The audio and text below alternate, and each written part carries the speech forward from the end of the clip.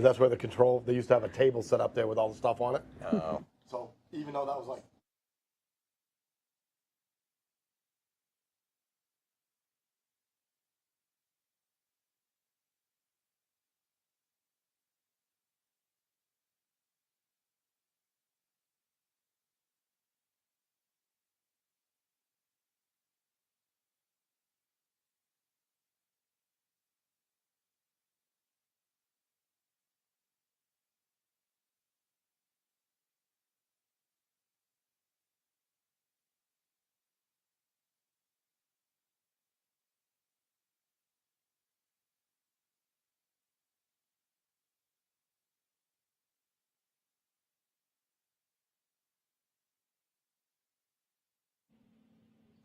I don't know. Sean Hilton, I win.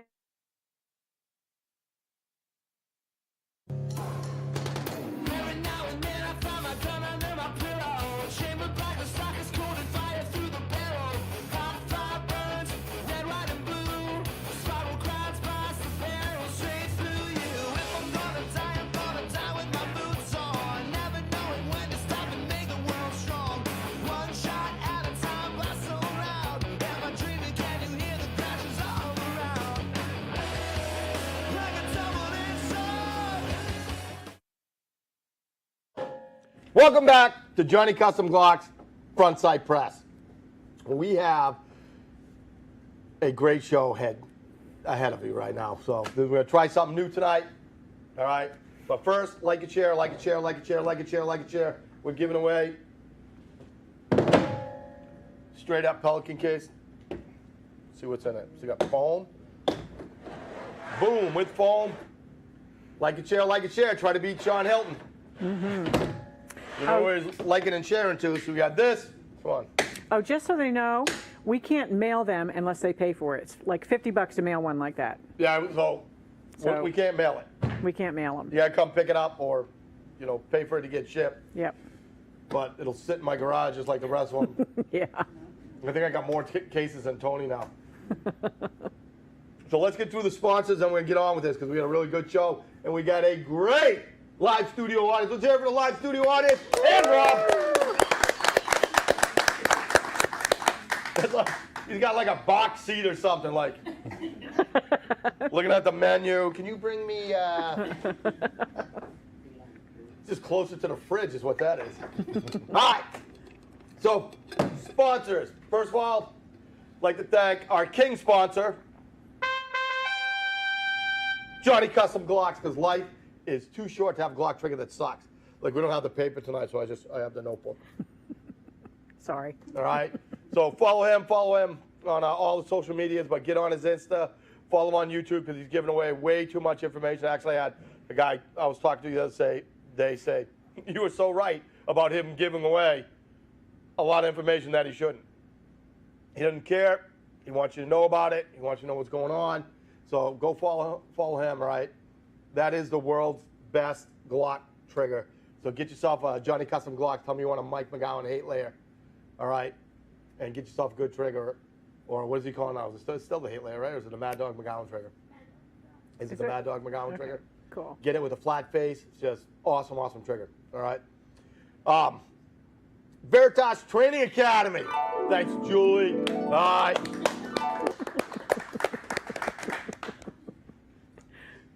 So get all your firearms training needs. And this week we have, what do we got this week? Oh, we have Women with Weapons. Women with Weapons Saturday night. evening. Well, That's is that right. class full? We have 9 signed up. We have 9. We went from 11 to 9? Because we had 11 the other day. Oh, maybe we have 11. Maybe we're not full. I don't know. We'll check. We'll let you know. Contact me. I'll let you know. There you go. We'll squeeze you in. It was like, I don't know, man. Don't put me on the spot. I gave you the paper with everybody's name on it. No kidding. All right. SRQLivestudio.com. SRQLivestudio.com. What's the thing?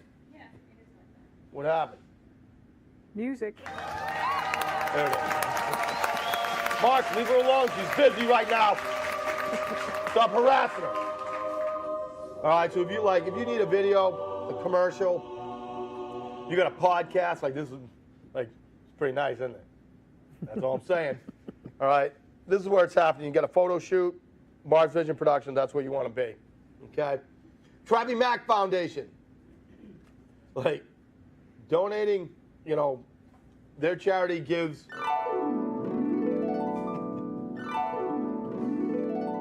up. What they do is they provide music programs, like both teaching kids how to play music and having people come in to play music for kids that are in the University of Maryland's Children's Hospital. So kids that are having a crappy day, these guys make their days better. So remember that when you guys want to give money away. That's a great place to give it. Big Top Brewing Company. Oh, free beer.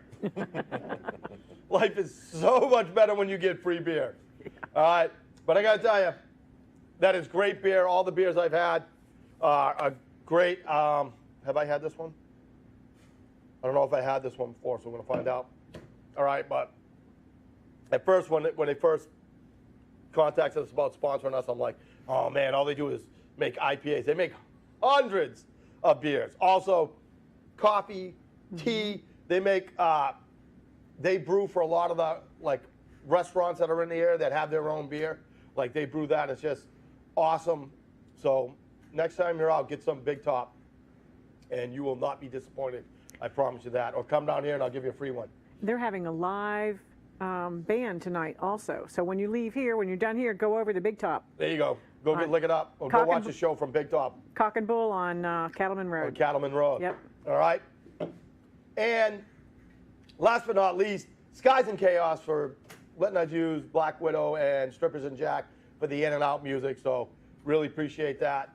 All right. And now we're going to do the toast.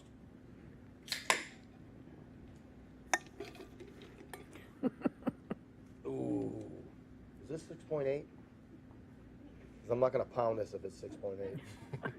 I don't know. So we'll just, I told him 5%. We're still not going to pound it. Told him just mix it up. Give me a bunch of different ones. Yeah, so we'll find out. All right, so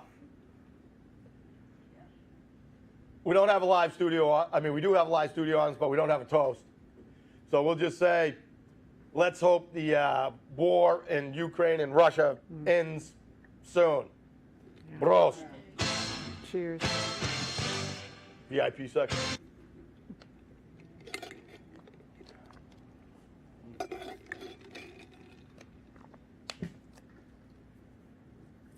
So we have Jeffrey Young, comment. Like, share, and comment. Brett England, related to Susie? maybe he's in England. That's what you were saying, that right? I know, yeah. All right, so I'm sorry that every time you guys watch a show, she thinks you're in England. Oh, well. All right, so tonight we have the Bill Epple on the show, right? And what happened is, what he's going to do is he's going to give a speech on what is really going on, how it came about, and what could happen after the war. All right. So what happened is we went to watch. You did this speech, what, 3 weeks ago? About 3 weeks, yes. About 3 weeks ago. Mafia and I were there, and it was phenomenal. Like, honestly, it is nothing short of phenomenal. Like, I loved it. It was not only informational, informative, but also very entertaining, right? So Thank you. It was just great. Like, we were just like floored by how good it was. Like, honestly, not that we were like, oh, let's go there, it's gonna be crappy, you know what I mean? But like, how good it was just awesome. Like, I wanted to know what was going on. I want to know your opinions on it and stuff like that. So you're a teacher. Yes, sir.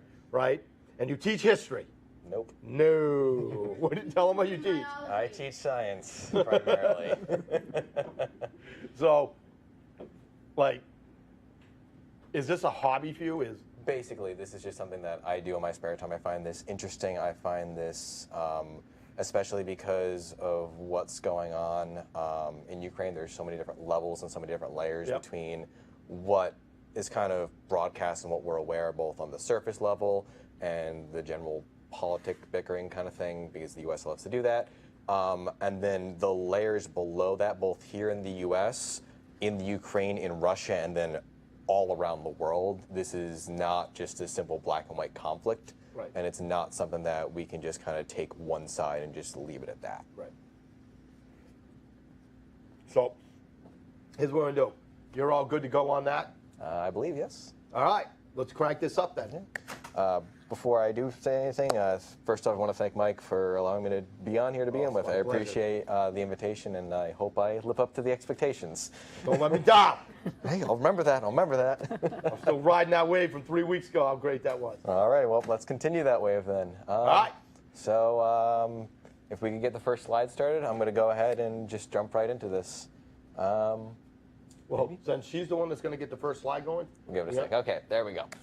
So, starting this off, as Mike mentioned, my name is Bill Apple. I'm a teacher, and my primary teaching field is science. However, I do like to dabble a little bit in history and international affairs, stuff like that. So I'm going to do my best to convey that to you. I am by no means an expert in this field. There are plenty of other people who are considered experts. I am presenting you this information as information. I'm not here to tell you what your opinion should be. I'm not here to tell you what you should think. I'm here to tell you what the facts are and why certain things are occurring. So with that being said, we're going to discuss how this might have been at its core an inevitable conflict. So next slide, please. Maybe? We're getting there. There we go. All right. So before I go into this war in its entirety, I do want to just start with a quick disclaimer. What you're seeing on the screen right now is a before and after picture of the city of Mariupol. Mariupol currently, as of, I think it was either yesterday or the day before, the last Ukrainian defenders have agreed to be evacuated from the city from the Azov power plant, which is in the southern portion of the city. Mariupol, for all intents and purposes, has been leveled. This is a very, very sensitive topic. It is one that should not be discussed in light. I will, during this presentation, be making quips and jokes every so often. That is not at all to diminish the situation over there. It is to try and bring a more lighter tone to a very serious situation, so the entire thing is not kind of a depressing discussion about how awful things are over there. So with that in mind, we're going to go ahead and continue forward and continue respectfully talking about this issue. So first thing I want to ask audience here and online is, what do we really know about this war? What have you guys heard, be it online, be it on social media, be it on the news, be it on, I can't believe I'm saying this, TikTok, because apparently that's a news source now. What have you guys heard about this kind of stuff, besides Mike? Anyone?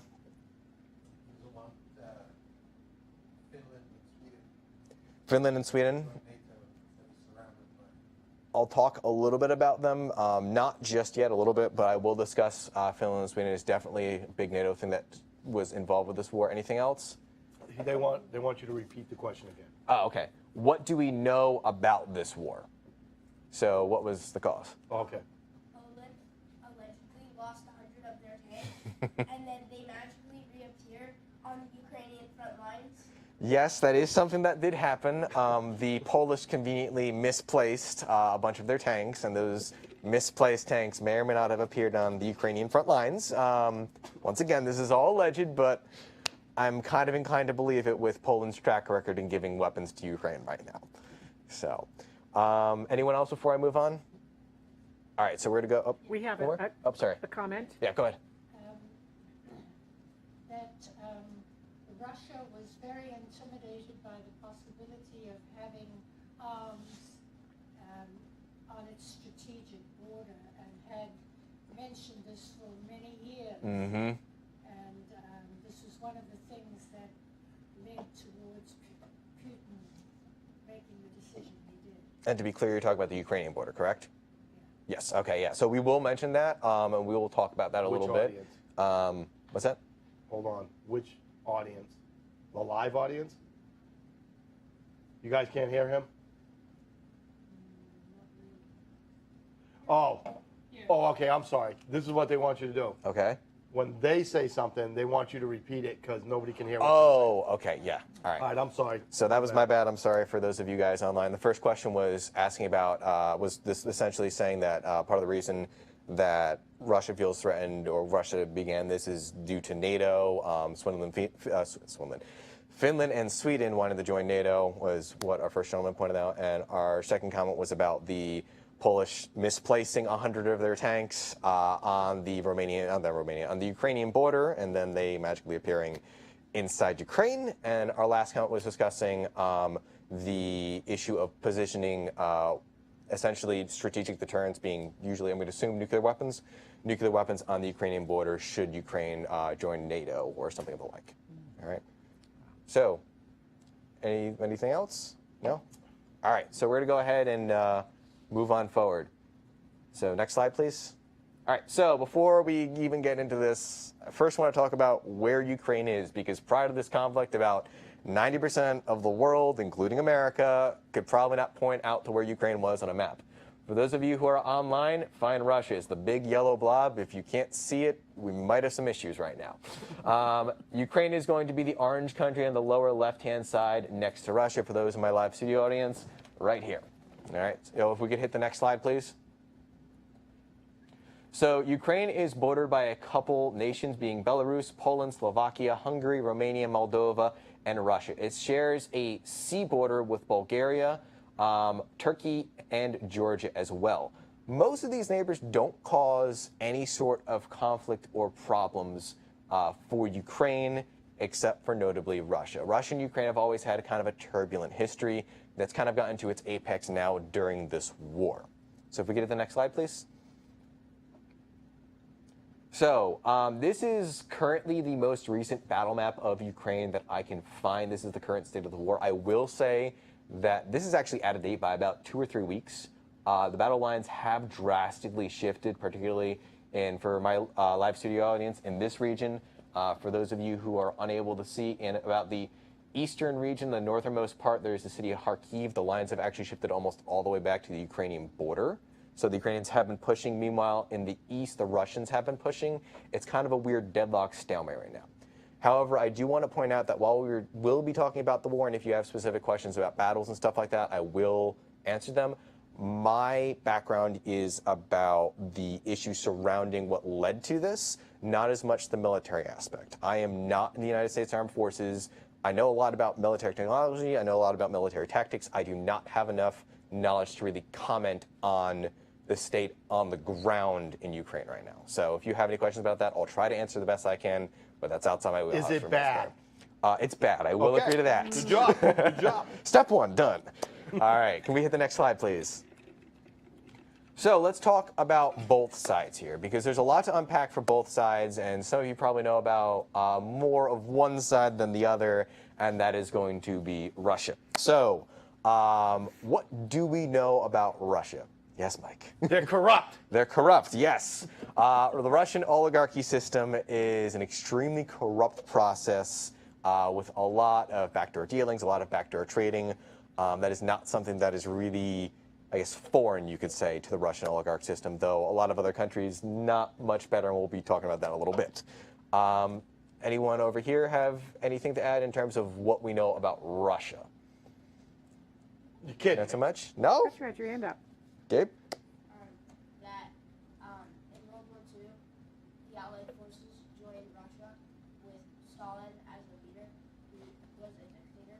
All right, so what one of our audience members just pointed out was that we had the U.S. and the Russians at the time of the Soviet Union fighting together during World War II under Joseph Stalin. Yeah, we were former allies during World War II. Not so much nowadays, though. That kind of fell apart after this thing called the Cold War that I'm sure many of you guys are aware of. So, anything else that you guys want to add? Yes. They're a paper tiger. They are a paper tiger. And for those of you who grew up during the Cold War, this is probably something that some of you may be either A, extremely aware of, or B, not aware of whatsoever. And we will discuss the reasoning behind this and why these things have occurred. We have a couple So, comments from yes. Mark Schaefer says they produce a lot of oil. And Yes. So Russia is like the well, no, I won't read that one. Okay. Let's not get political too much here. There was another one that just disappeared. Okay. I'll see it. All right, if it pops back up, just Yeah. I'll be happy Okay. to comment. So, yes. They produce a lot of wheat. They do produce a lot of wheat, and we will specifically discuss that, and there's actually something I'm going to be adding to that you didn't hear last time, so we'll talk about that a little bit. So if we could hit the next slide real quick, I'm going to go over some quick details about Russia as a country. So first off, Russia is first off the largest country on the planet by land. The capital is Moscow.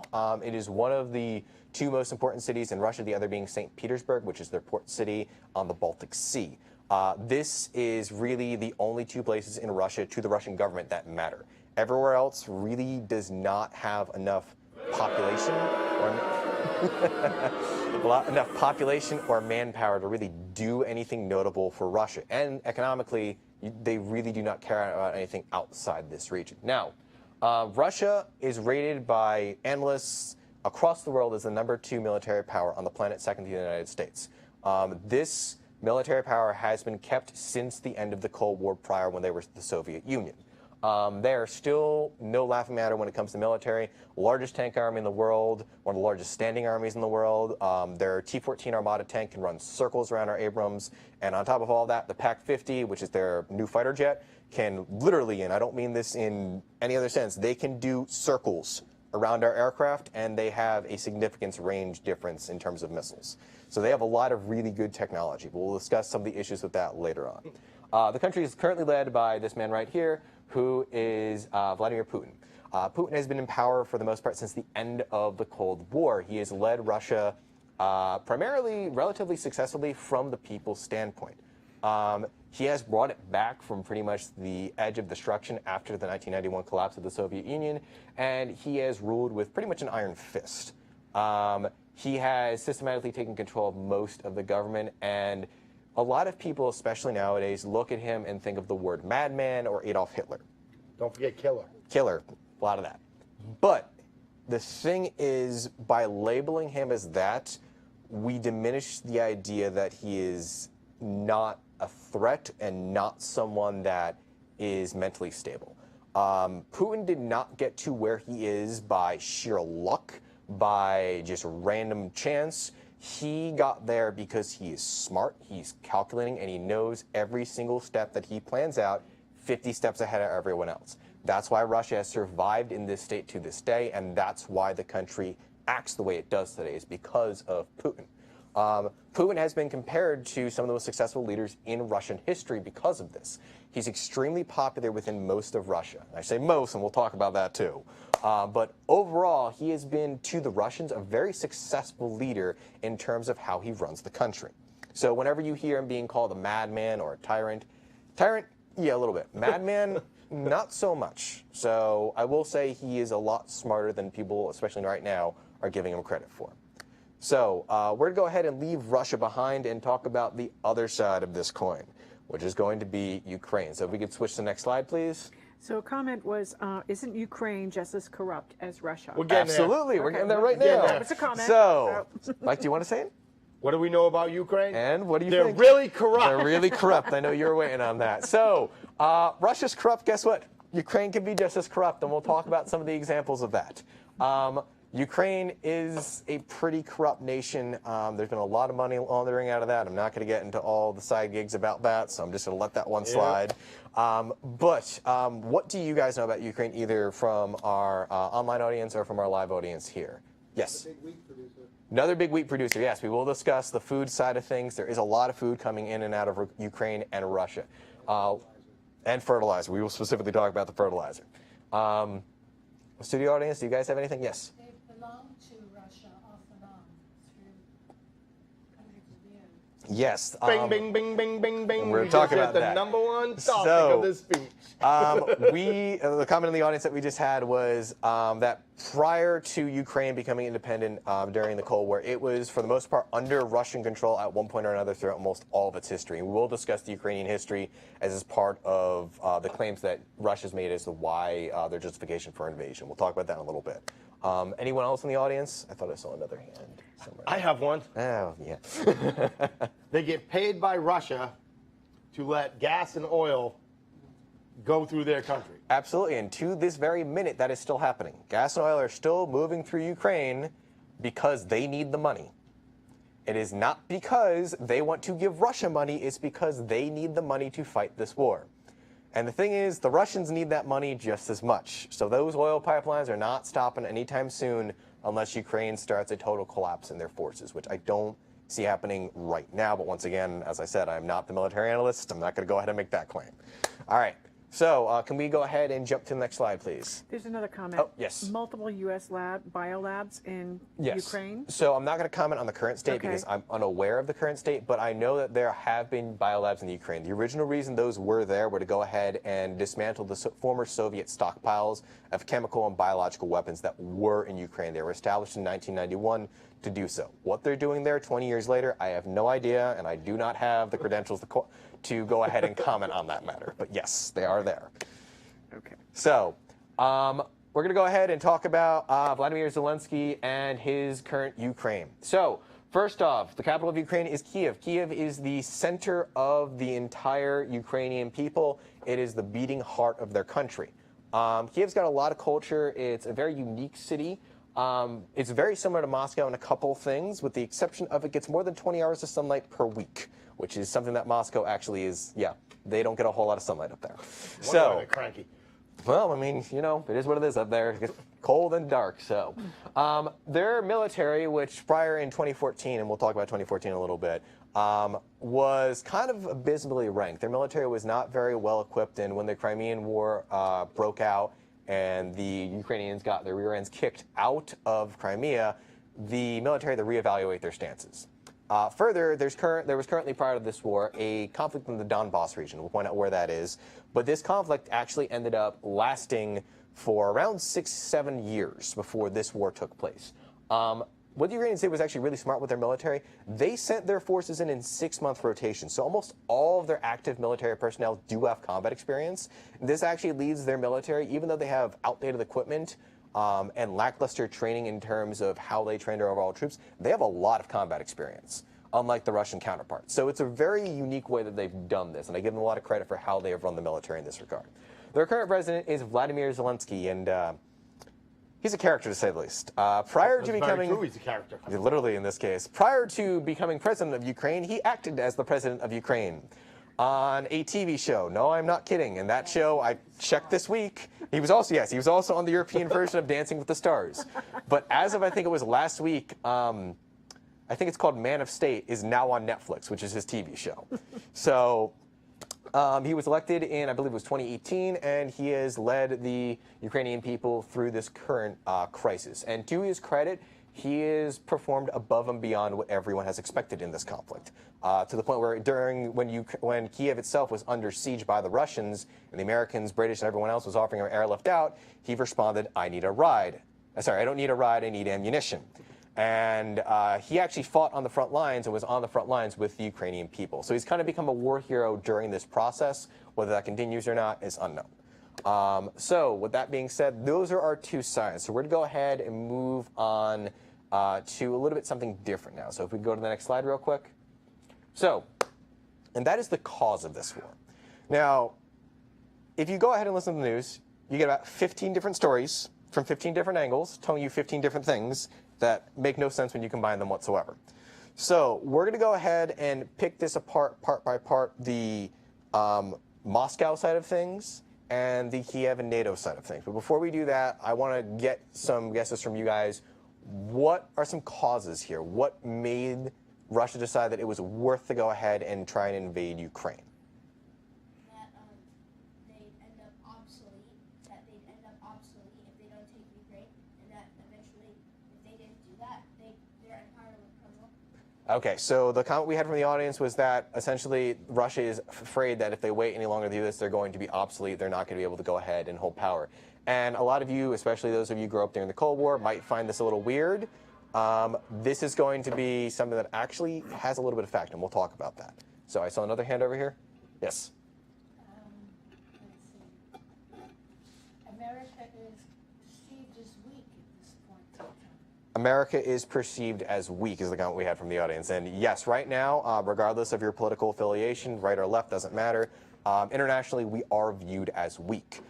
When the current leader of Saudi Arabia will not even pick up your call as a U.S. ally, that kind of implies that you are weak.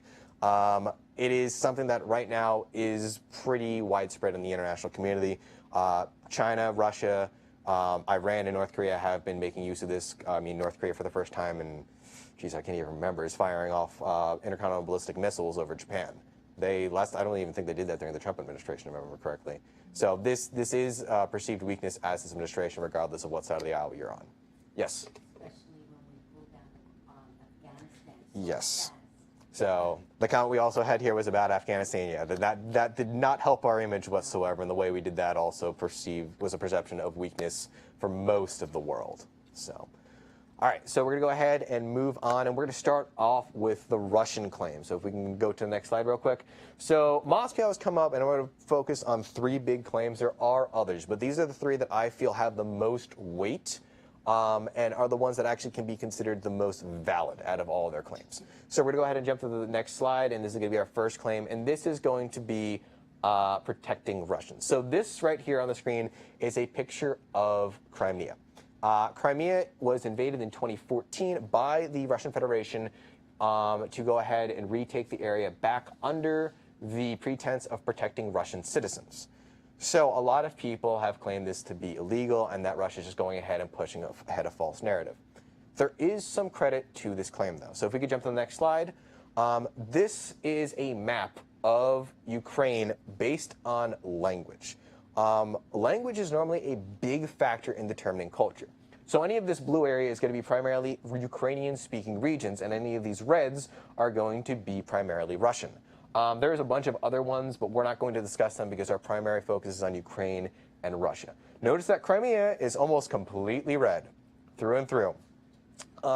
Most people do not realize this, but Crimea was actually given to Ukraine by Stalin. It was not originally Ukrainian territory until it was given in, I think it was 1948 or 49. I could be wrong on that date. But it is, for the most part, culturally and ethnically Russian. So when the Russian forces rolled on through, there was relatively little resistance save for the Ukrainian fighters that were there. And they got kind of pushed aside pretty easily. Now, a couple years later, they decided to go ahead and try the same thing in the Donbass region. That is this area over here. And you can see that, unlike Crimea, which is almost completely red, Donbass is a little bit of a mix. So they had a little bit of a trouble over there, and there are separatist groups in that region that are pro-Russian, and there are groups of people who are pro-Ukraine. This is the area that the Ukrainian military has been moving their troops in and out of to go ahead and give them that combat experience. Now, this does have a lot of credence. Defending your people is always generally a good thing. However, there is the asterisk that is mighty big in this case, that is, do the people want to be in Russia? An example of this is Kharkiv, which is right here on the map for those of my live studio audience. For those of you who are not, just below the word Russia on the map, you see the red splotches that kind of look like almost a quarter circle. That is the Kharkiv area. Kharkiv is the second largest city in Ukraine and is primarily Russian-speaking. When Russia began the invasion, they were expecting this area to fold rather quickly because they were expected to be welcomed.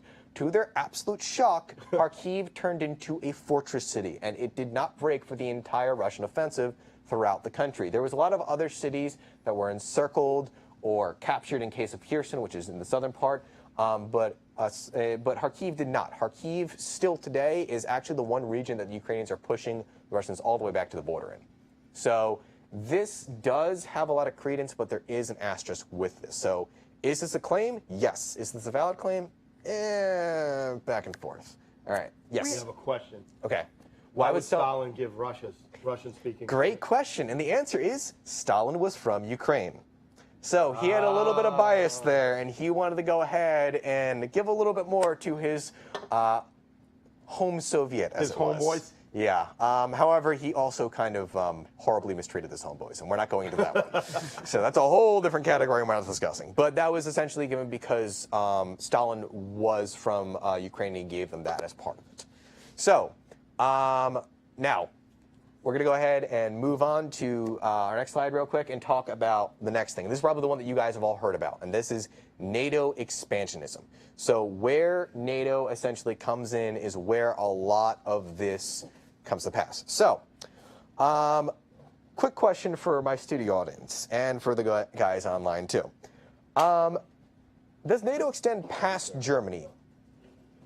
Does NATO extend past Germany? So essentially, do we go ahead and go, does NATO stop at Germany, or does it include other countries like Poland, Lithuania, Romania? Does it goes way past Germany, Poland, and all these different countries. Now, thing is, in 1991, we may or may not have told the Soviets as they were collapsing that we may or may not have had no intention to go ahead and extend this, and this may or may not have been in writing. So this agreement, if there was an agreement, this agreement, if it was an actual agreement or not, and there's still some debate on if it was essentially word of mouth. And the example that I used for when Mike was with me when we were doing this presentation at where I teach was, it's essentially when you go ahead and tell your kid, yeah, when we get home, we're going to have 15 cookies, and you're going to go ahead and do whatever you want. And then you're sitting in the car on the way home going, please don't remember, please don't remember, please don't remember. That's essentially what we did with Russia. You're going to get a dog when you're 7. Holy crap, is this good? Hey, at least I'm enjoying it, right? What is that one called? Conch Republic. Hey, Florida Keys represent. Wow. Can I ask 2 quick questions? Yeah, absolutely. So, I don't want to try and wrap things up in a nutshell. Yes. Does Putin just want a pathway through the Donbass to Crimea? We'll get to that. We'll get exactly to that. So the nuclear power stations around Chernobyl, he wants all that sort of area. We'll talk his. Right now, the original plan, I think at least, and once again, there's no one really knows Putin's mind, but the question was, where is, like, essentially what's going to happen past that? Is he going to stop at Donbass? Does he want to get all the way to Chernobyl? Where does he want to go? I think originally the plan was to take all of Ukraine. And originally, I think the whole world thought, okay, yeah, that's going to happen within a week. And I don't Surprise. think, yeah, I know, that's a surprise to everybody. I don't think that's an option anymore. So right now, they're currently reconvening to figure out what they want. So they're not really sure. And you said you had a second question? With the Chernobyl and the nuclear power. Oh, that was, okay, so. That's like a factor, I think, where he wants to So, and the question was about the nuclear power plant in Chernobyl. The main reason they took that, and actually they took another nuclear power station in the south, was because they're nuclear power. If Ukraine does not have the power to turn on the lights, then they cannot operate. So it's more of a strategic goal than a we want a nuclear power plant. And actually for the one in the south, the UN had to intervene because the Russians, and we're going to say accidentally, but we don't know for sure, were shelling the nuclear power plant with artillery fire. That's never gone wrong. Yeah. So we're going to go ahead and on that note, we're going to hold on that for a little bit, but it is something we will discuss later on. So if we could jump to the next slide. So this is the current map of the North Atlantic Treaty Organization. The dark blue are the areas that were the original founding members along with the United States and Canada. As you get later and later coloration, you can see more nations joining. North Macedonia, which is this area right here, for those of you who are online, that is above Greece, which is on the southern portion of the map. That is going to be the newest member of NATO. And currently, as I had a couple mentions from the audience, Finland and Sweden are likely going to join NATO, and Russia is not happy about this. We'll discuss the full reasoning as to why they feel so threatened by NATO. But in a nutshell, NATO has around 6 times the amount of ordnance and firepower that Russia has. And You want to go into that a little bit more because, like, so let's explain that one. So giving comparison, Russia does have the largest tank army in the world with around 14,000 active tanks. Russia also has an additional stockpile of around 40,000 tanks. The United States has around 12,000 active Abrams vehicles. And those things can absolutely take a hit and keep on going. That doesn't count for what France, Germany, Poland, Britain, Norway, all these other countries have. And for those of you looking at Sweden and Finland and saying, okay, what's the big deal about them joining? Sweden and Finland have their own defense industry. They build their own stuff. And further, one of the cool things, I think it's Sweden. Sweden actually has a dual-barrel tank, which is actually a pretty cool little concept. It's a mortar tank, so it literally just rolls up, aims up and then just constantly fires one after another, and the fire rate on that thing's insane. But like, they have a lot of military power with all of this. Russia doesn't have this. Collectively, the U.S. and all of these forces have more manpower, more tanks.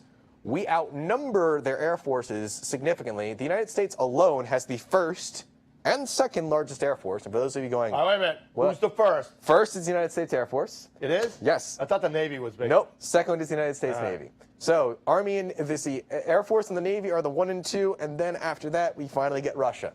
So that doesn't count all the other nations in NATO. On top of that, the Russian Navy compared to the U.S. Navy is abysmal. One of our aircraft carriers weighs almost as much as their entire Navy put together. So needless to say here, it's really not a fair fight on the seas. The air, it's a little bit closer. On land, they have the best chances, but that still does not even consider the stockpile of missiles. Russia does have more nukes, but they do not have as many general ordnance missiles as we do. The U.S. in general, and I was telling Mike this last time when he was here, probably accounts for around 50% of NATO's firepower, if not a little bit more. So, USA. So we're going to go ahead and jump onto this next section real quick. So if we can jump forward on the slides, please. Get all the little countries standing around going, we're so powerful, and we're in the middle like this. Yes, we are. Well, for comparison, all 3 Baltic states, Estonia, Latvia, and Lithuania, have a population of around 7 million. We have a population of around 350 million. So a little bit more than they do, just a little bit. So the last thing I want to talk about that Russia's put forward is the idea of false identity. And the false identity narrative is essentially the Russians saying Ukraine has only existed as a country for around 30-odd years. And that's correct. Ukraine has not existed as a country on the map prior to this point. There was a brief time during the Russian Civil War after World War I where they did pop on the map, and then the Bolsheviks said, how about no? And the Ukrainians were no longer a thing. So, but since it's such a new country, the Russians argue that they're a breakaway state. And to a degree, just strict countries, yeah, it's right. However, like everything else, there's a big asterisk next to this. So, if we could jump to the next slide. We have a comment here. Oh, yeah, go ahead. It says Russia transplanted Russians into the former USSR territories to Russify them. That can't possibly be the logical reason for Putin to further invade. So while that is true, there are people that have been Russified. The entire history of Russia, for the most part, is Russification in terms of bringing their culture onto other cultures.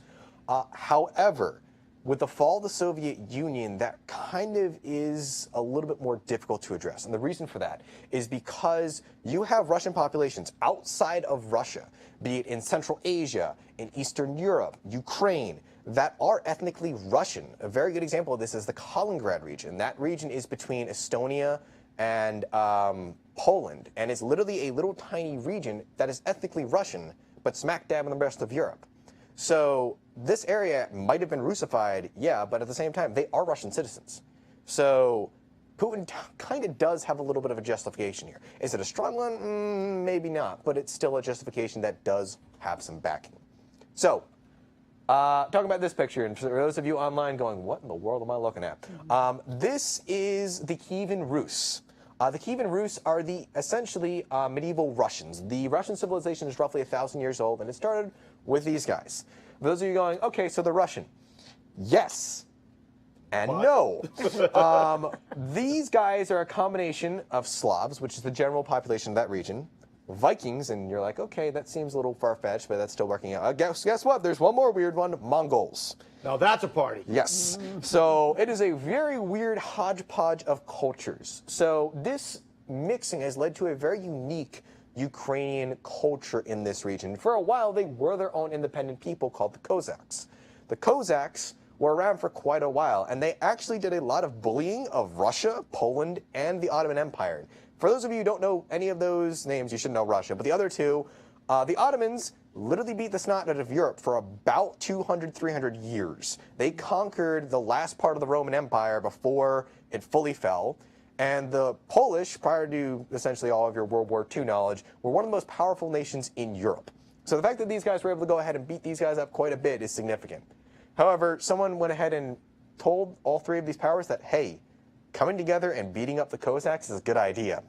So they went ahead and they conquered the Cossacks. So each one took a piece out of the pie, and these guys kind of faded away. Now, here's the unique thing. Notice the name is Kievan Rus. That's because the capital of Russia during that day was Kiev. It was not Moscow. Moscow was a separate independent city that was eventually conquered by Kiev. This area has always had its own unique culture, and even today, the Orthodox Church has two different branches.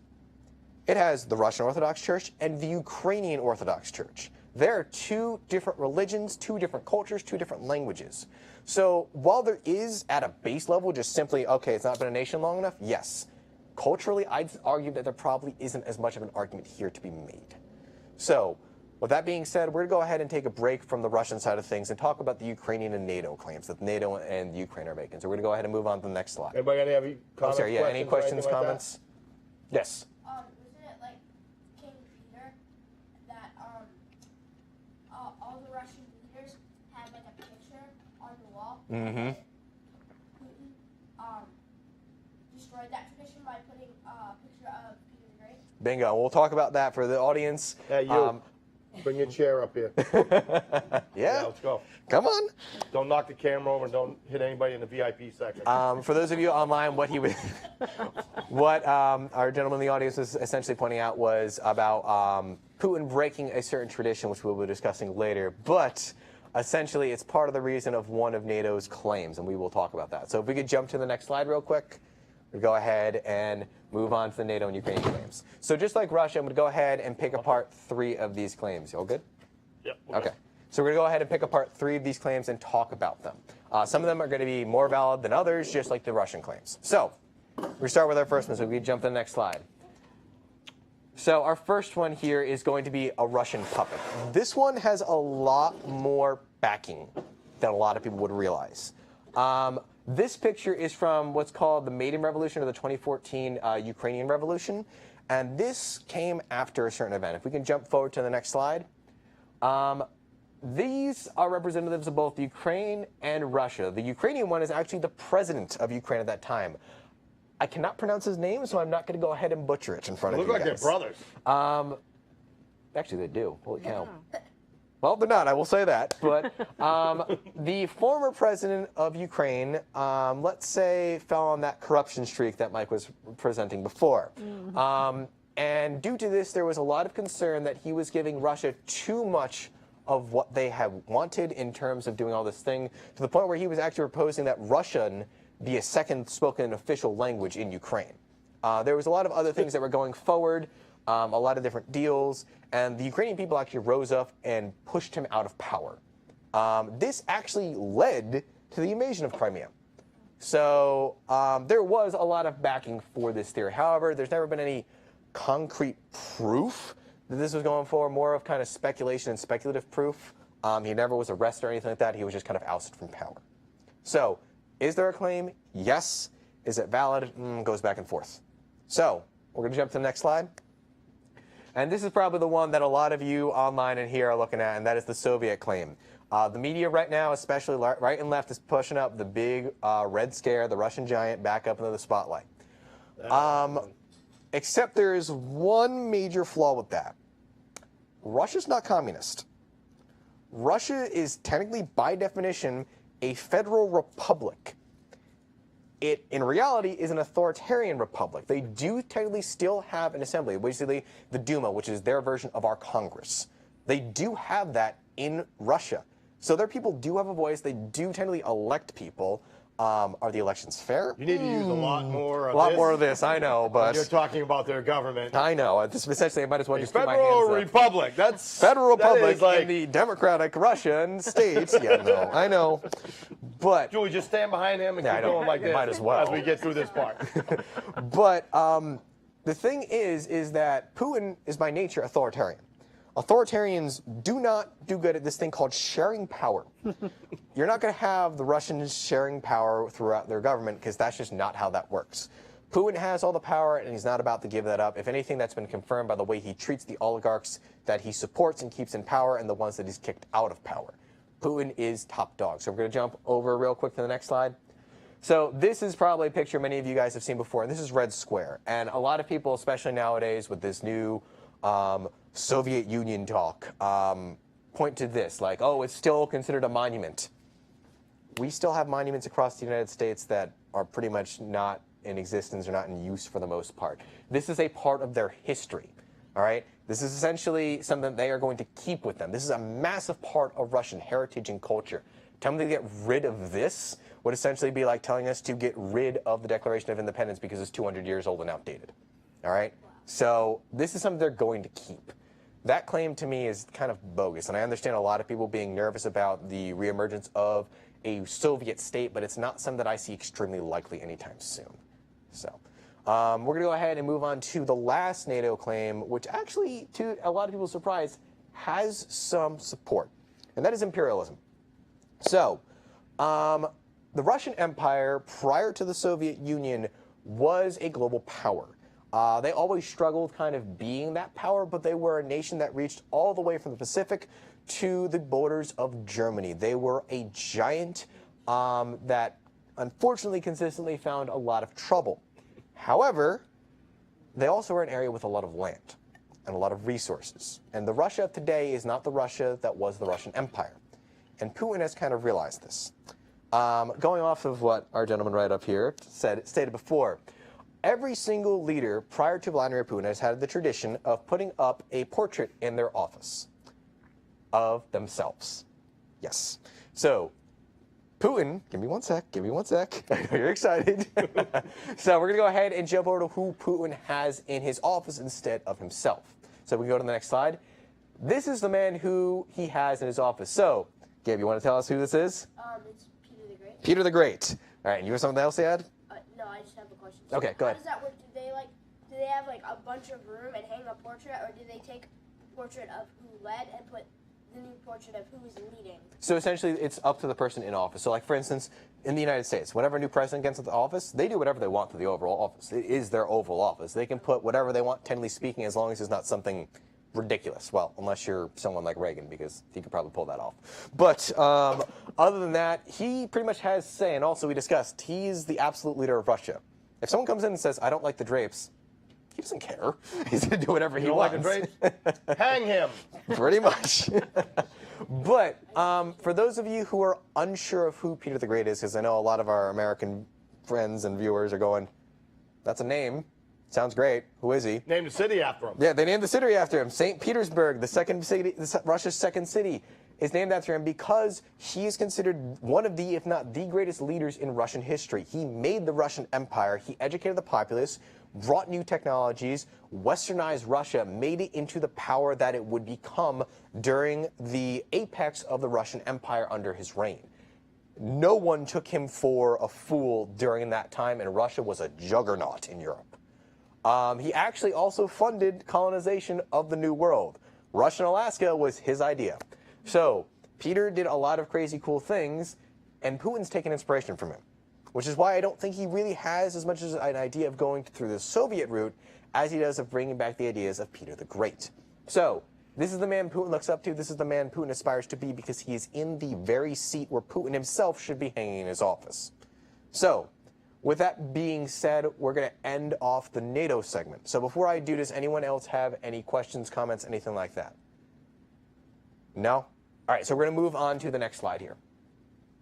So this is what all the media from both sides is telling us. But if you go ahead and peel all that back, let's get down to the one thing that everyone in this room probably is terrified of, and that is numbers and math and statistics. All right? Yeah, I know specifically Gabe up here is having flashbacks from math class for the rest of the year, but you know, we're going to go ahead and let that be. But we're going to talk real quick about Ukraine from a strategic view. So we're going to jump to the next slide. So the first thing I want to talk about is one thing that you guys probably haven't even really thought about, and that is food. There are a lot of food sources in the world, but most of them actually come from Russia and Ukraine. We are also up there with Canada. And actually, if we can jump to the next slide, too, I'm going to just jump ahead a little bit. This is, as of 2019, 2020 fiscal year, the biggest producers globally. So at the top, we have the EU, and the EU is kind of a cheat.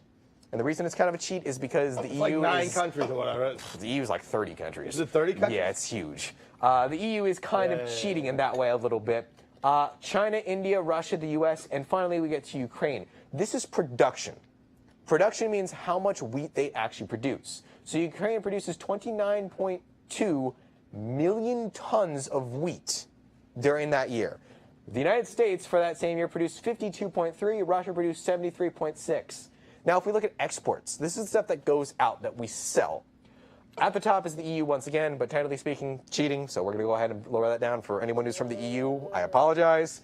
But Russia is number 1, the US is number 2, and Canada is number 3. Ukraine's number 4. Because of some of our new policies, I know the US is kind of down a little bit. I've seen Ukraine rank between 5 and 3, so it can be a little bit weird at where they fall on that. But Russia is number 1 for sure. And if they go ahead and take Ukraine, they will have a solid lead even over the rest of the European Union as an exporter. That is a lot of money. How much money? Billions. All right? So that is a lot of money. But further, there's another thing. All right? If you control the food, you control a lot of the power. Almost all the food exports from this region, which is the Black Sea, which is where both Russia and Ukraine export all of their grain from, goes to North Africa, Sub-Saharan Africa, Southern Africa, and Asia. Those 4 places are the up-and-coming places of the new modern world. But on top of that, something even more important they control is fertilizer. And half of you going, fertilizer, wait, what? How does that even matter? Got that one from the VIP section. Yep. So, yes, Gabe.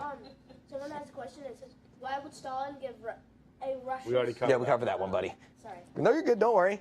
So, Not the host. You just yes, there is beer. There is wheat in the beer we are drinking, Cody. Yes, I will say that. But I mean, you can't avoid it. Can't avoid it. Whether it's Russian or American, though, that is the big question. Now, getting back to this real quick, the Russians and Ukrainians are the biggest producer of, I believe it's potash is their fertilizer. The other 2 major types of fertilizer, one comes from China, and that is currently in actual short supply and almost depleted. The other is using LNG, liquid natural gas, to fertilize the soil. Right now we're in a shortage of that, so we also don't have that. So that means that we don't have the 3 largest sources of fertilizer because Russia currently controls the only last remaining supply. That means that they not only control the food supply from this region, but they control the food supply for all these other countries that rely on fertilizer to grow their food. This is not just billions in terms of money, but estimated to be 2 billion people who would be essentially caught in this if this was to go forward. That's a lot of people, all right? A lot of people, especially that in China, and I'm sure some of you guys have China questions. We're saving that for the end. So we're going to go ahead and move on from food now. So if we can jump to the next slide. Next is oil. All right, and all of you guys are going, yeah, no duh. All right, so we're going to go ahead, and I promise this is going to be a rather brief segment, but because most of you guys probably know this, but we'll talk about it. So oil is Russia's main export. It is basically black gold to them. I know we use that term in the U.S., but it is literally the reason Russia can operate is all of its oil. It sends nearly all of it to Europe. A very little portion of it they send to Asia. So let's jump to the next slide real quick. This is a map of all of the oil and natural gas platforms that go, pipelines that move through Ukraine and Russia. So this area is Ukraine right here. This entire region supplies half of Europe with its liquid natural gas and its oil. That is billions of dollars every single day, and that goes back to the beginning of this when I mentioned that Russia and Ukraine both are not stopping that flow because they need that money for the war. All right, they're not going to stop that anytime soon. However, there's a problem. Russia's primary ports of access to sell the stuff is Novorossiysk, which you can barely see at the bottom down here, and St. Petersburg, which is up by the top. Novorossiysk, no one's going into because it's an active war zone, and maritime insurance does not cover an active war zone. So when you have a ship that is worth a couple $1 billion, no one wants to risk that. So currently, no one's going ahead and offloading anything, including wheat, from that region. So nothing's getting out of the Black Sea.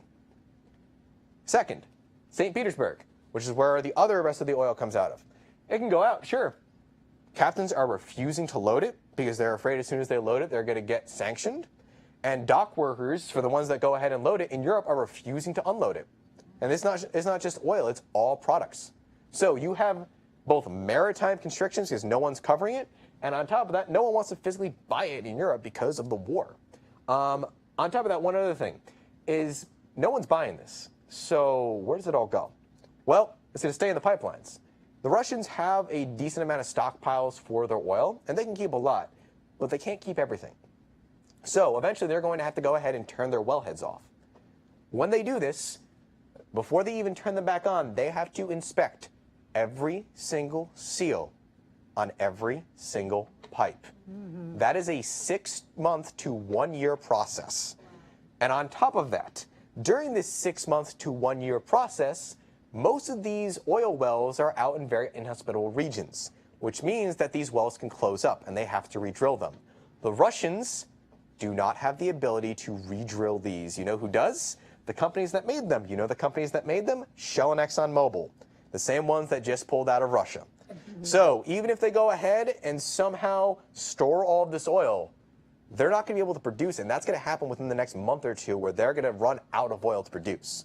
And the other big thing that people have said, and I'm just going to address this right now, is why doesn't China buy all of this oil? It's like $30 a barrel cheaper, and it is. It's like stupid priced. But the Chinese don't want to take the risk.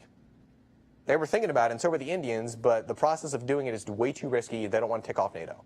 So they've decided to go ahead and for right now stand back and wait. They want that oil, they want that food, but not at the risk of isolating the NATO and the Western markets.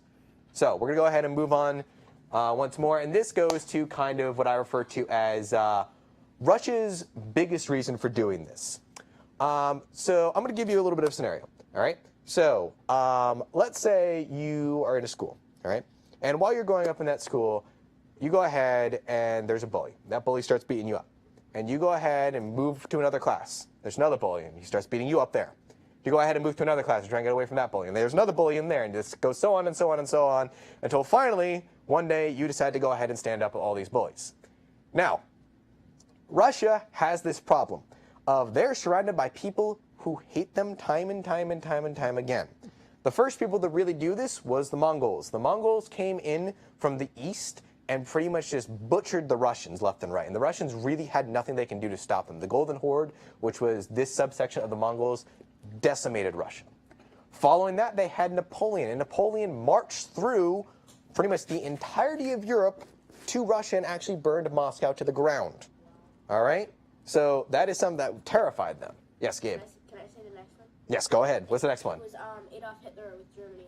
Adolf Hitler with Germany, and he literally saw the gates of Moscow. A lot of people do not realize this. He did not take Moscow, but they literally saw the domes of the Kremlin from where their positions were. All right? This was every single time Russia was very, very close to being destroyed. And this has kind of left the Russians with a little bit of, for lack of a better term, PTSD. Because they have it ingrained as a population that unless they fight, they will die. Unless they secure their borders, they will be attacked. It doesn't matter nowadays that, well, there's no reason for NATO to go ahead and attack Russia. To the Russians, that is a threat just by simply being there.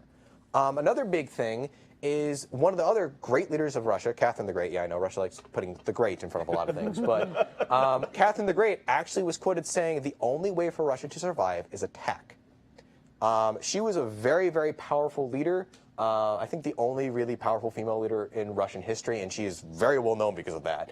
But she is 100% right. Russia has to attack in order to survive. So if we could jump to the next slide real quick. You can't win a war by being defensive. Nope, you cannot. And Russia has taken this to the extreme every single time. Now, the most secure Russia has ever been in its history was as the Soviet Union with the Warsaw Pact. Every single border they had was secure. The only border they had to worry about was a 200-mile line in Germany, and that was it. They didn't have anything else to worry about. Every single border they had a force on a choke point or a barrier or some natural defensive position that they didn't have to worry about anyone invading from. Today, Russia does not have that.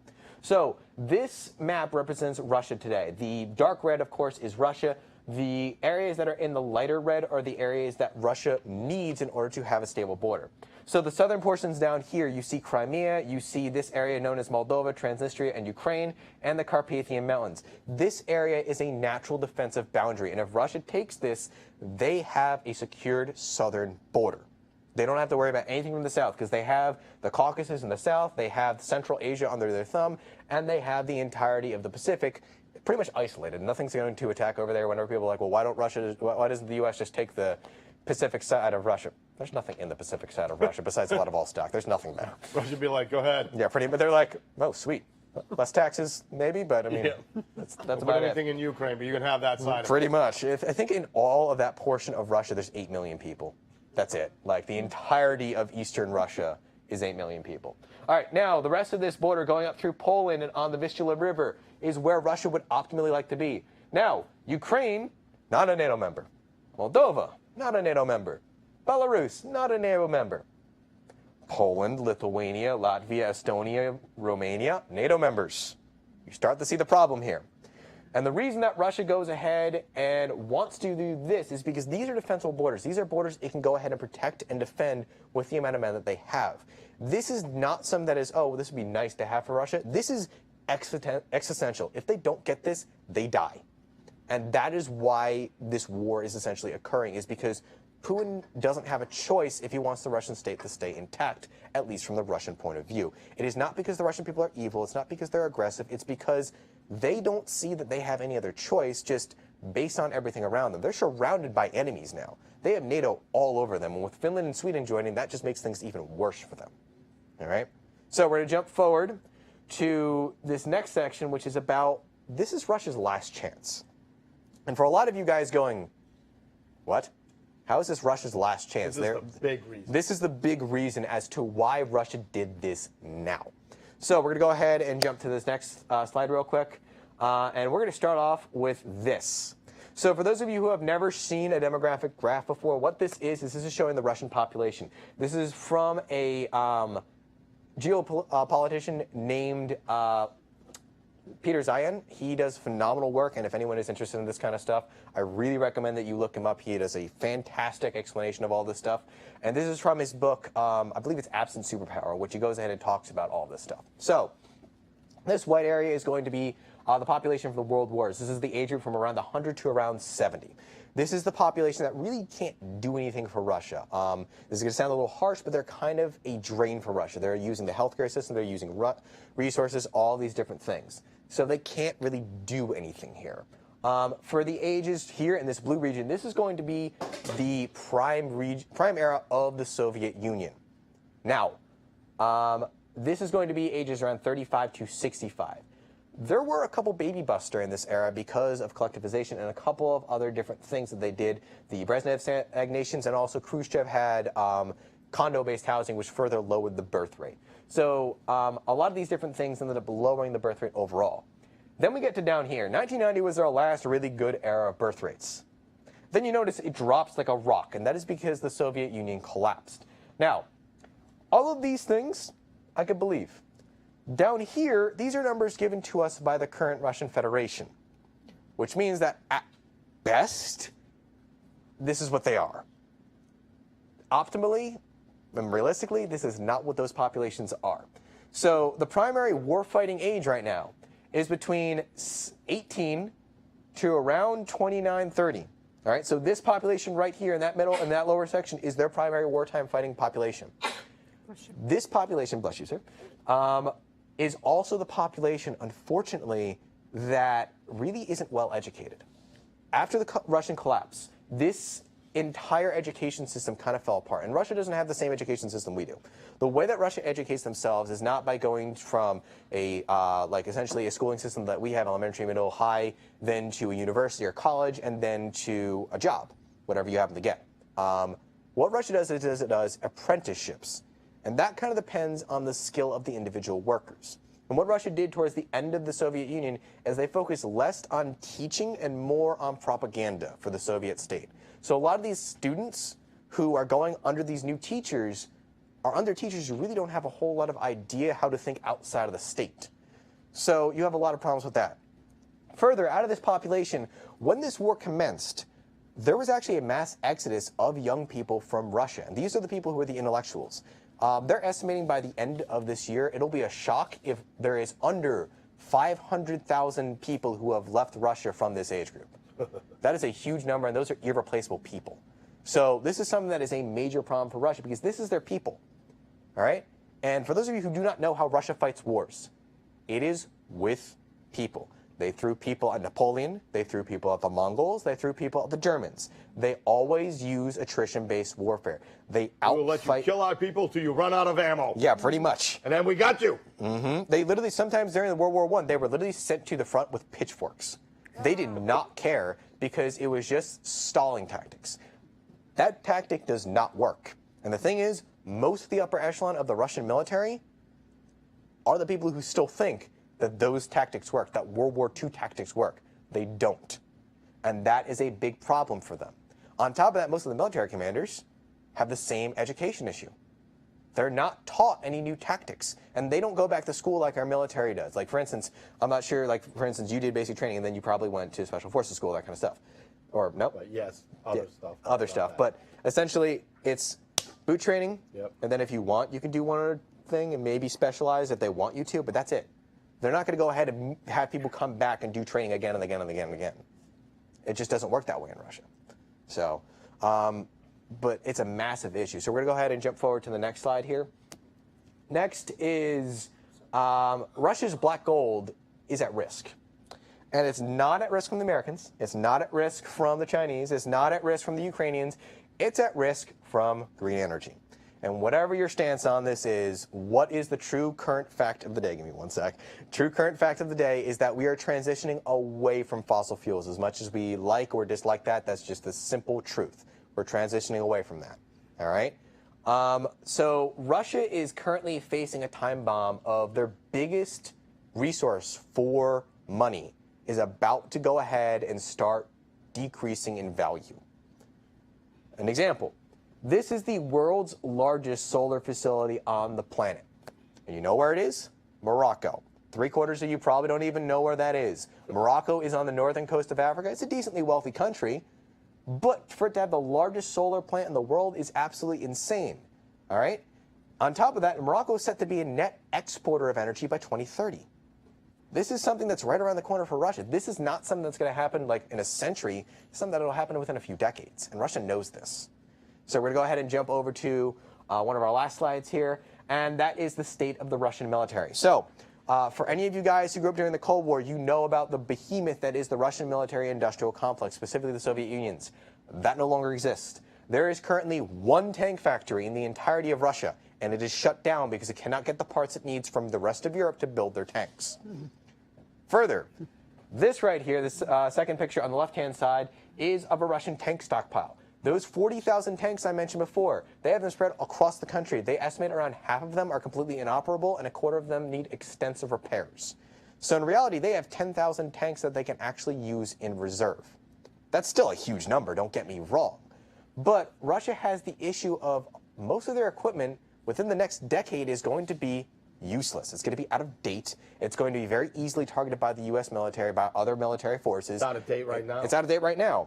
But the thing is, I mentioned before, well, hold up. Didn't you say that the Russians had the best tank and the best aircraft in the world in terms of fighters? Yeah. They have like 5 of them, and that's it, because they can't afford to build more. They're so expensive. They're top of the line. I mean, the technologies in them are absolutely insane. If they were going up against an Abrams tank, I'd bet on them 9 times out of 10. But the simple truth is they can't afford them. And that's why you don't see these pieces of equipment out on the front lines in Ukraine, is because if one of them gets lost, that's completely irreplaceable. All right? Another example, you guys probably heard about the sinking of the cruiser Moskova in the Black Sea. That is the flagship of the Russian fleet, for those of you who do not know. That is not something they can rebuild for probably another 5 to 7 years. All right? For comparison, it takes us that long to build an aircraft carrier.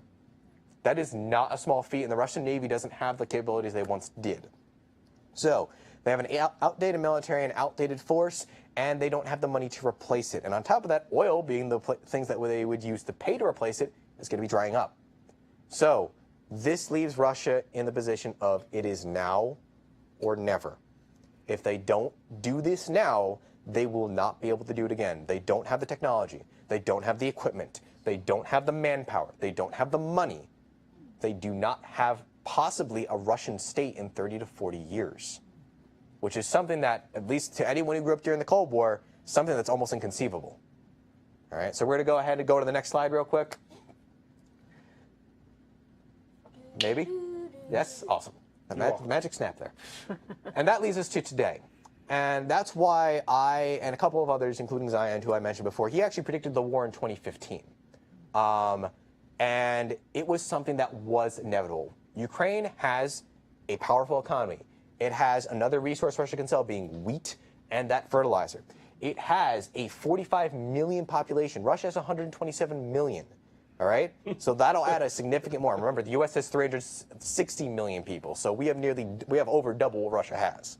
So all of these things leads to this war kind of being inevitable. As much as it is awful and horrible to say, that's where we are at today, is that Russia had to do this now or it wouldn't be able to do this ever. So with that being said, let's go to the last slide. And I'm going to open this to both the people here and the people online. If you have questions, you are more than welcome to ask anything that you guys want. Last time I did this, I had a ton of questions about China. I'll be happy to answer some questions about that. That is a whole different topic, but I'll skim that. Questions about the U.S. involvement there. I know a lot of people have some questions about that. However, I will say that any comments I make involving U.S. involvement and Chinese involvement, anything like that, is pure speculation. I have pointed out before, I am not an expert. I'm not a military analyst. This is just what I know based on this response. All right? So with that being said, does anyone have any questions for me? Really? You don't? What was that? He's pretty much figured out whether he wants to admit it or not, that he's not going to be able to do what. So ironically, as you said that, we got the exact same question on the screen is, okay, what's next? How will this end? So we can try that. I don't know about that first one. I mean, we can try that. Trade wheat for Smirnoff? That's the ass project. There we go. That is how we end the war right there. He's just assistant producer. So, in terms of how I think this will end, there's a couple ways that this is ended. Sorry, give me one sec, bud. This can end in one of three ways. One, Russian victory. They take Ukraine. And I'm sorry. I know. It's as unlikely as it is from what we see right now. War can change in a day. Remember, we thought that Ukraine was going to get clobbered by Russia. As weak as But it we didn't are, happen. I don't think we're going to let that happen. I don't think we're going to, but I'm going to actually tell why in a little bit. Okay. So, first off, if Russia takes Ukraine, they're not going to stop there. They're going to go ahead and take Moldova, and they're probably going to start pressuring NATO to go ahead and do the same in these other areas. And it's for this reason that whenever you see people going ahead and putting billions and billions and billions of dollars into Ukraine, this is why. And here's the thing. Would you, and Mike, as someone who is I'll say, astute in military details, understands the military, would you say currently we can clobber the Russian military? Yes. Okay, without a doubt. Yes. So, do you see that as a problem? Do I see the problem? Do you see that as a problem? No. No. So I have a question. If you're Russia, Yep. and you know for a fact that your military will get clobbered by the largest military alliance on Earth in approximately probably 2 weeks flat, being realistic, what's your alternative? Nukes. And that is why the United States is putting all this money in, because they know if Ukraine falls, it becomes a nuclear game. And this is something that people do not want to happen. So, for example, like Marco Rubio shutting down the $40 billion. I am fine that he wants to go ahead and put all that through and make sure he wants to screen that, because there's a lot of money laundering that can go through that country. Going. Exactly. That is perfectly fine. However, will that money still go to Ukraine after that's going ahead and skim through? Without a doubt. Because the thing is, we would much rather have, as awful as it is to say, we'd much rather have Ukraine bleed the Russians dry than risk a nuclear altercation with Russia. It's just not worth it. And that is the biggest concern that the United States has. Now, option two is going to be a ceasefire or settlement agreement. So answering your question, what do you think is going to happen long term? If they settle, let's say, okay, we'll just take the Donbass and that'll be it. Russia will get some territory, Russia will save face, but I don't know if there is going to be something where NATO will now guarantee the independence of Ukraine. Russia was originally guaranteeing the independence of Ukraine. Obviously, that's kind of a little goofy at this point. But if NATO guarantees the independence at the expense of them not being able to join NATO, that puts a massive block in Russian plans. So that is something that I don't see Putin agreeing to, because it's something that pretty much blocks his plans completely. It's something he cannot afford to do as the leader of a state that essentially needs to expand to survive by both his own views and the views of the Russian people. Third option is Ukraine wins. Now, because I'm going to address this, because I know that either it was you or someone else who mentioned this, Ukraine's not going to invade Russia. All right, outright. Because the reason for that is not because they can't, they definitely can't, but it's mainly because they will go ahead and unite the Russian people against them. Right now, the Ukrainians have not done anything to the Russian people themselves. The Russian people view this as kind of a war to go ahead and reclaim some territory. They don't view this war as a threat to them. If they see the Kremlin consistently failing to advance and advance and advance and costing more and more lives, they've lost thousands of soldiers so far. I think it's up to 20 or 30,000 at this point. Tens of thousands. Yeah, it's crazy at this point, and have made little to no progress. It's not going to go well for Russia. And Ukraine knows this. Ukraine is now in a war of attrition that right now they have more troops on the ground than Russia, which is shocking to a lot of people. They have more troops on the ground than Russia. They have better equipment and more modern equipment than Russia because US of A, Uncle Sam's giving them quite a big check. And the other big thing is somehow, and I don't know if you know anything about this, so feel free to chime in, they still don't have air superiority. The Russians do not have control over the sky. The Ukrainian jets keep going in, and I think it was 2 or 3 weeks ago, they hit the Kherson Air Base, which is where the Russians control, and destroyed a bunch of Russian aircraft on the ground using fighter jets. So this is not something that looks very good to Ukraine and to Russia, and most of the Russian people are completely unaware of this. The moment they find out about this, we might see a lot of strife within Russia. You're seeing it already. We are seeing it already. For those of you who don't know, in the first week of the war, there were more people arrested in Russia for protesting than actual casualties in the conflict. This is something that is slowly starting to get to the public eye in Russia, and I was watching Russian state media 2 or 3 days ago, and during that, the Russians outright had someone on being like one of their propagandists saying, the world's against us, we need to start backing down. For one of their propagandists to say this, and this was like the farthest crazy propaganda side of their Russian propaganda machine, to say that on Russian television live is a sign that things are not going well for the Russians. Let me know if he does another report. Well, I don't know. I haven't seen him since. Yeah, I'm just saying. But there's also been a lot of military analysts in Russia who are saying that they're not sure if they can win this as of right now. A lot of people were expecting on May 9th, which is Russia's big victory day, it's essentially their 4th of July, that Russia was going to announce mass mobilization. That didn't happen. So right now they have around 200,000 troops on the front lines. They have around 2.2 million reserves they haven't called upon yet. They call upon those. Are they going to be probably crap troops? Yeah. But are they going to be warm bodies to throw at the enemy? Yes. Are they probably going to overwhelm Ukraine with that? You bet. But if they do that, that kind of tells the Russian people that they're not winning this war. So it's probably not going to be something that is going to go forward in the way that they think. Putin is not going to just sit down and say, okay, you got me. No, he's not going to. I'm not saying he's going to surrender. I'm saying that he's probably going to be forced to surrender, not by the Ukrainians, not by NATO, not by the UN, but by the Russian people.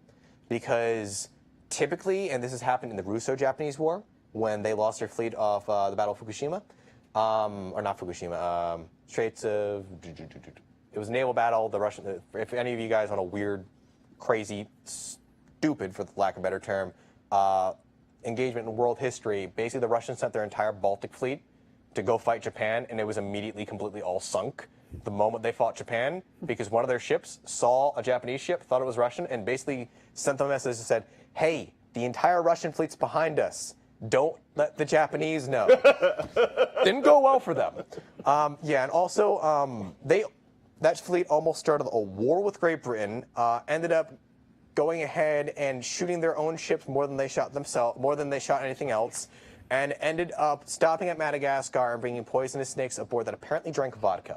Yeah. It is literally one of the weirdest stories I've ever heard. So, I know a guy that knows a lot about that, but then that guy was you, so never mind. There's another comment here. Dan Crenshaw says that $40 billion in aid package to Ukraine will help destabilize Russia. Do you agree? So I don't know what's in the bill, and that's partially why Rubio is going ahead and doing what he's doing, which I agree with. If it gives special forces equipment, and I think I saw someone on there comment out special forces, if they give them special forces equipment, Ukrainian soft units have been extremely effective in destroying Russian railroads, fuel tanks, supplies, and all of the stuff on the western side of Russia. And also, and I'll mention this here, on the eastern side of Russia, there have been sabotages. Right outside Moscow, one of their ammunition plants, the second largest in the country, blew up randomly. And then a few days later, another one blew up randomly. Yeah, just like our food processing, it's all random. But here's the thing. The Ukrainians aren't that far in. So they're not really sure what's going on, if that's Ukrainian soft units or if that's something else. But if it gives them access to things like Predator drones or Reaper drones, which kind of gets to a slippery slope if Russia's going to do something about that, that gives Ukraine a stupid good advantage because they've proven incredibly able to use the Turkish drones. And our drones are way superior to them in terms of abilities, but they're much, much more expensive to produce. You know what he's talking about. You yes. saw something We have another comment. I Give me feel 1 like second. our- Gabe has been waiting. I'm sorry. Yep. What would be Russia's drone technology? Like, what would that be? So Russia does have some drones. They're nowhere near as advanced as ours for the most part. China actually has more advanced drones than Russia. But actually, one thing that we found with the Russian drones is a lot of them that have been crashing have microchips from cars in them. So, well, I wish they would give us some because we need some cars. I'm not disagreeing. Now we know why we can't get any cars. Actually, on another note, a lot of the nickel that goes for our electric vehicles comes from Russia. So there's that. And what do you think would happen if Russia as a nation falls? Like, there's no more Russians. And what would happen? How old are you? 11. You got to remember, he's your son.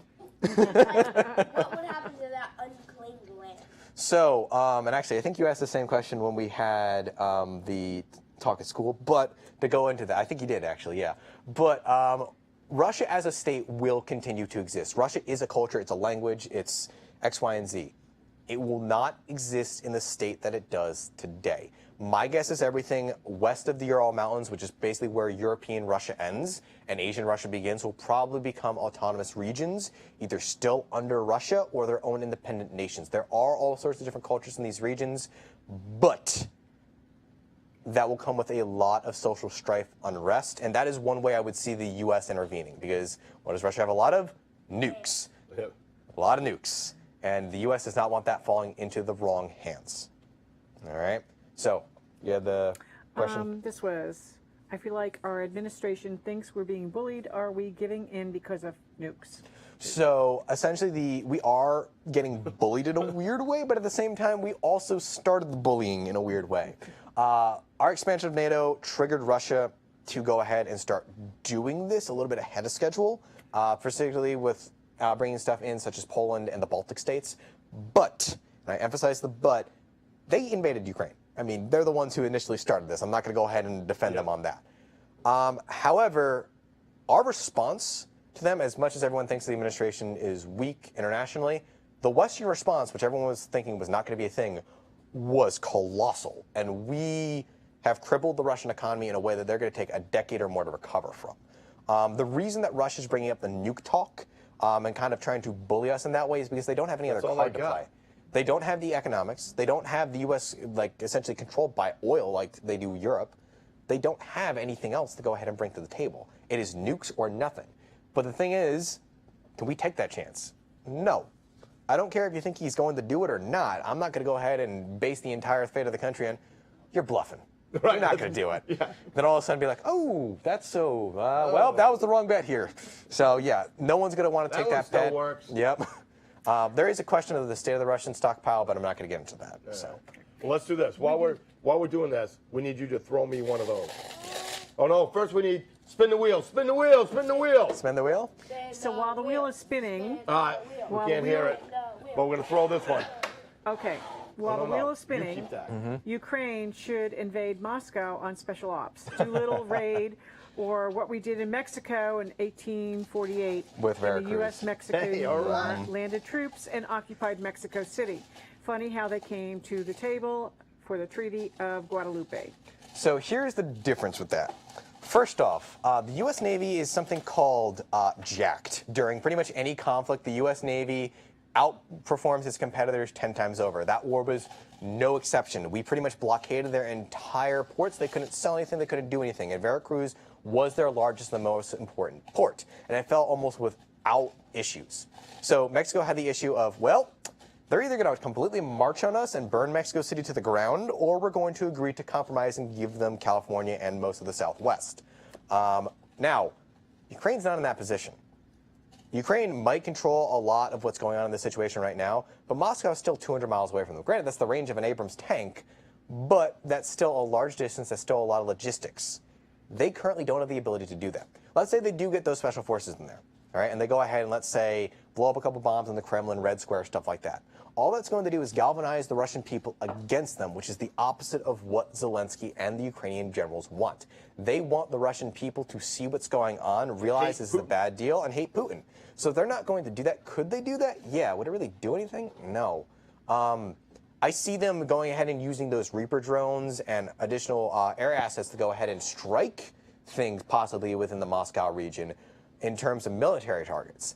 I don't see them carrying out a mass invasion using special forces because strategically and historically, it doesn't usually work. You look at Operation Market Garden, you look at Bay of Pigs, you look at Mogadishu with Somalia, Black Hawk Down. I mean, every single time that we tried, it usually doesn't end well. There has been a very few times that it's worked out well. One time that it did was the invasion of Crete by the Germans. And if you want to look at an invasion that should have failed in every single sense of the word, look at the invasion of Crete by the Germans. They airdropped into terrain they couldn't stand on. They had no logistics. Everything that they needed supply-wise was in the wrong part of the world, and they had no support from the Navy because the British Navy was around them. By every single metric, they should have lost, but they won. Special Forces operations normally do not go well in a mass invasion situation. So it's a good idea, but historically hasn't played out, and Ukraine isn't really going to risk that with everything they have going on right now. All right, so you want to do your thing? No, I did. You did it? All right, so this goes to Cody Jones.